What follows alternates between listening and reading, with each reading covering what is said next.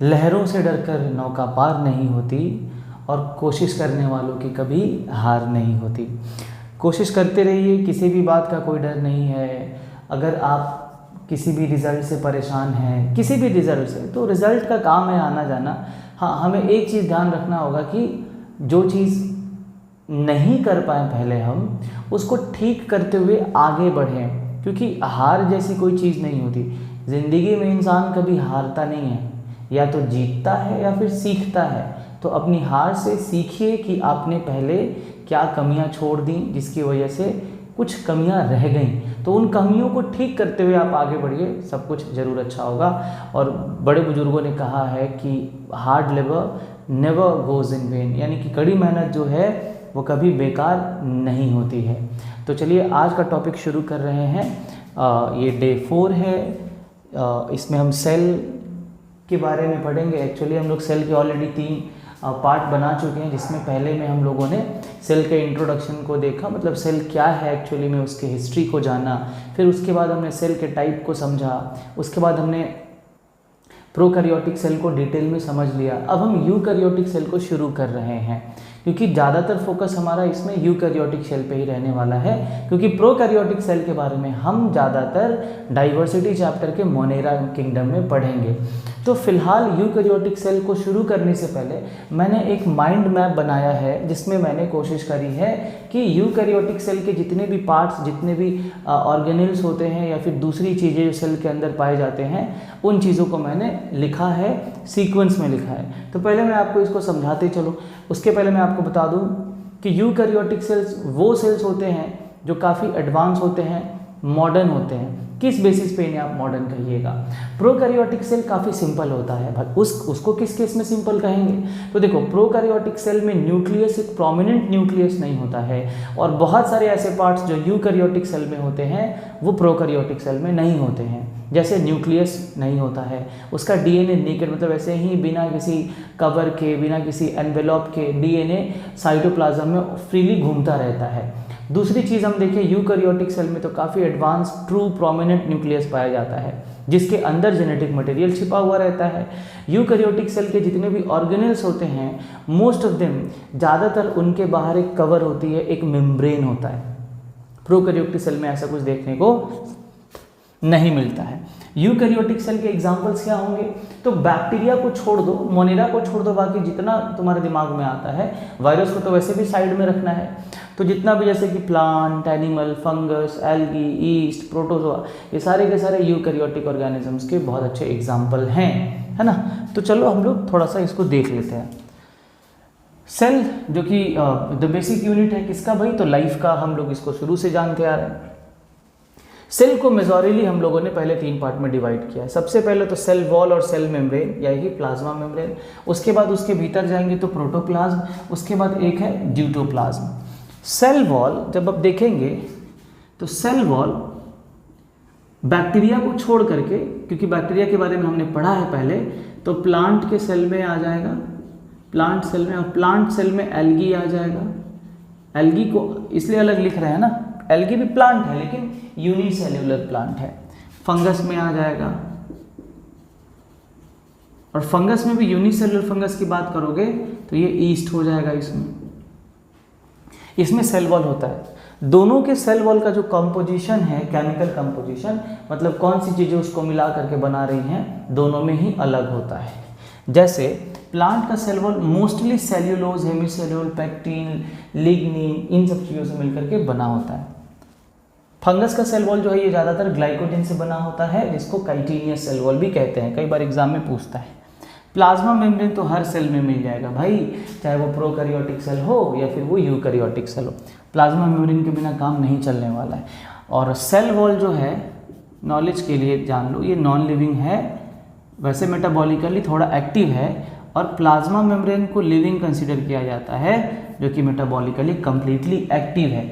Metabolically active कहने का मेरा मतलब यह है बच्चों कि यहाँ पे बहुत सारे केमिकल रिएक्शंस होते हैं, है ना, और वो एक्टिवली होते हैं। उसके बाद दूसरा पार्ट जो है हमारे सेल का, वो है प्रोटोप्लाज्म। ये कम्प्लीटली लिविंग है। पता है हम लोगों ने सेल थियोरी को पढ़ा, मतलब सेल थियरी के बारे में देखा कि जितने भी लिविंग ऑर्गेनिजम्स होते हैं वो सारे के सारे सेल से बने होते हैं। लेकिन प्रोटोप्लाज्म का भी एक थियरी है जिसको प्रोटोप्लाज्मिक थियरी बोलते हैं, मैक्स क्लूज ने दिया था इसको। उनका मानना था कि सेल के अंदर एक्चुअली वो प्रोटोप्लाज्म है जो लिविंग होता है, ये लिविंग होता है, और इसको बेस ऑफ लाइफ भी कहा था। कभी ये सवाल आ जाए, कभी ये क्वेश्चन आ सकता है कि बेस ऑफ लाइफ किसको बोलते हैं, तो याद रखिएगा प्रोटोप्लाज्म को बेस ऑफ लाइफ कहते हैं। प्रोटो का मतलब होता है फर्स्ट, प्लाज्म का मतलब होता है फ्लूइड यानी कि लिक्विड, यानी कि फर्स्ट लिविंग लिक्विड माना जा सकता है। ड्यूटोप्लाज्म जो नॉन लिविंग है, सेल के अंदर ऐसे बहुत सारे फ्लूइड लिक्विड होते हैं, हम इतनी सारी चीज़ें खाते पीते रहते हैं तो आखिरकार इवेंचुअली वो सेल के अंदर ही जाते हैं, तो बहुत ऐसे लिक्विड फॉर्म है जो कि सेल के अंदर नॉन लिविंग फॉर्म में प्रेजेंट हैं। तो ये हमारा कवर हो गया, अब इसको डिटेल में कवर करेंगे। प्रोटोप्लाज्म को फिर से हमने क्या किया बच्चों, दो पार्ट में डिवाइड किया है, साइटोप्लाज्म और न्यूक्लियोप्लाज्म। साइटोप्लाज्म किसको बोलोगे, देखो सपोज करो कि अगर मैंने एक सेल ड्रॉ किया, ये न्यूक्लियस है, तो ये न्यूक्लियर मेम्ब्रेन हो गया और ये सेल मेम्ब्रेन हो गया। ये हो गया न्यूक्लियर मेम्ब्रेन और ये क्या हो गया, सेल मेम्ब्रेन। तो न्यूक्लियर मेम्ब्रेन और सेल मेम्ब्रेन के बीच में जो फ्लूइड प्रेजेंट होता है उसको बोलते हैं साइटोप्लाज्म, ठीक है। और न्यूक्लियस के अंदर जो फ्लूइड प्रेजेंट होता है उसको न्यूक्लियोप्लाज्म कहते हैं। तो साइटोप्लाज्म का डेफिनेशन क्या हो जाएगा, तो fluid present between the nuclear membrane and the plasma membrane, वह द्रव जो क्या बोलेंगे हिंदी में, केंद्रक झिल्ली और कोशिका झिल्ली के बीच में मौजूद होता है, या फिर केंद्रक के बाहर जो फ्लूइड मौजूद है आप उसको क्या बोल देंगे, साइटोप्लाज्म बोल देंगे। तो एक है साइटोप्लाज्म, ठीक है, दूसरा है न्यूक्लियोप्लाज्म। अब साइटोप्लाज्म में ही तो सब कुछ है, साइटोप्लाज्म में ही ना सब कुछ प्रेजेंट है। तो पहले तो हम लोग सारे सेल ऑर्गेनेल्स को देखेंगे, फिर कुछ इनएक्टिव सब्सटेंसेस जैसे कि फूड मॉलिक्यूल्स, है ना, उसको बोलते हैं ग्लाइऑक्सीसोम्स, है ना, पेरोक्सीसोम्स, और भी बहुत सारी चीज़ें जो इनएक्टिव हैं, अपने से कुछ नहीं करती, तो साइटोप्लाज्म में भी यही ये प्रेजेंट रहती हैं। सेल ऑर्गेनेल्स किसको बोलते हैं, सेल ऑर्गेनेल्स का डेफिनेशन कैसे दोगे, तो metabolically active structures present in the cells, यानी कि जो केमिकल रिएक्शन कर रहे हैं, जो एक्टिव हैं और सेल के अंदर प्रेजेंट हैं, उनको सेल ऑर्गेनेल्स कहते हैं। ऑर्गेनेल्स थोड़ा सा इसको सोचोगे, सुनोगे और इसको तोड़ने की कोशिश करोगे ना, तो ऑर्गेन वर्ड से बना है, ऑर्गेन से ऑर्गेनेल्स बना है। ऑर्गेन का मतलब अंग यानी के पार्ट, ऑर्गेनेल्स मतलब छोटे अंग या छोटे पार्ट्स। क्योंकि सेल बहुत छोटा है तो सेल के पार्ट्स और भी छोटे होंगे, इसीलिए इन्हें सेल ऑर्गेनेल्स कहते हैं। साइटोप्लाज्म में सेल ऑर्गेनेल्स देख लिया। अब सेल ऑर्गेनेल्स में क्या क्या ऑर्गेनेल्स आ सकते हैं, कुछ को मैंने लिखने की कोशिश करी है, ये थोड़ा बाद में लिखा था इसलिए इसको बाद में। मान लीजिए माइटोकॉन्ड्रिया, शॉर्ट में बताता चलो ऐसे इंट्रोडक्शन के फॉर्म में, तो माइटोकॉन्ड्रिया जो है ये एनर्जी हाउस है, पावर हाउस है, जो सेल को कोई भी काम करने के लिए एनर्जी प्रोड्यूस करता है। उसके बाद क्लोरोप्लास्ट है, ये केवल आपको प्लांट और एल्गल सेल में देखने को मिलेगा, है ना, प्लांट सेल में देखने को मिलेगा। एंडोप्लाज्मिक रेटिकुलम, ये आपको सारे यूकैरियोटिक सेल में देखने को मिल जाएगा। गोल्जी बॉडीज या गोल्जी अपैरेटस, ये आपको सारे यूकैरियोटिक सेल में देखने को मिल जाएगा। लाइजोसोम्स, है ना, ये सारे यूकैरियोटिक सेल में देखने को नहीं मिलेगा, ये प्लांट में काफ़ी कम या एब्सेंट हो सकते हैं। राइबोसोम्स, ये सारे के सारे यूकैरियोटिक सेल्स में मस्ट है, इवन ये प्रोकैरियोटिक सेल में भी होते हैं, टाइप अलग अलग होता है। प्रोकैरियोटिक सेल में 70S टाइप का राइबोसोम होता है, जब राइबोसोम पढ़ेंगे तो 70 और 80S दोनों समझ जाएंगे, और यूकैरियोटिक सेल में 80S राइबोसोम होता है। राइबोसोम का काम प्रोटीन सिंथेसिस का होता है। गोल्जी बॉडीज़ के बहुत सारे काम है, जैसे सेल मेम्ब्रेन बनाना, सेल वॉल बनाना, कई तरह के एंजाइम्स बनाना, इवन लाइजोसोम्स बनाना, ये सारी चीज़ें। ER को जब हम पढ़ेंगे तो दो पार्ट में बांटेंगे, rough ER and smooth ER। Chloroplast यही वो पार्ट है, यही वो सेल का पार्ट है जो कि प्लांट में फोटोसिंथेसिस करने के लिए रिस्पॉन्सिबल होता है। ये प्लास्टिड का टाइप है। प्लास्टिड 3 तरह के होते हैं, क्लोरोप्लास्ट, क्रोमोप्लास्ट और ल्यूकोप्लास्ट। ये पहला वाला टाइप है, और ये यही वो पार्ट है जिसमें आपको क्लोरोफिल भी देखने को मिल जाएगा।